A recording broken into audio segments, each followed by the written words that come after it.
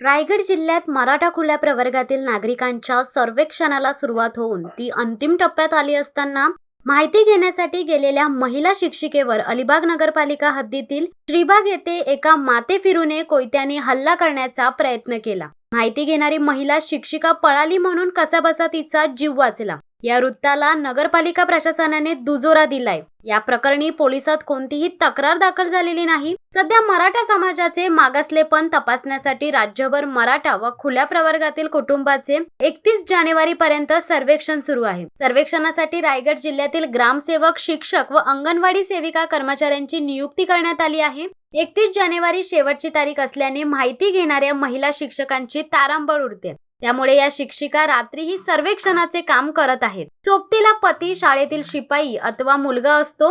असेच सर्वेक्षण श्रीबाग येथे सुरू होते। त्यावेळी रात्री 9 वाजता सदर शिक्षिका माहिती घेण्याचे काम करत असताना एका मातेफिरूने कोयता काढला। रात्री 9 वाजता माहिती विचारली म्हणून त्याला राग आला असावा अशी चर्चा आता सोशल मीडियावर आहे। त्यामुळे सर्वेक्षण करणाऱ्यांनो सावधान। रात्री 9 नंतर कोणाचे विमान कुठे उडत असेल हे सांगता येत नाही, खबरदारी घ्या।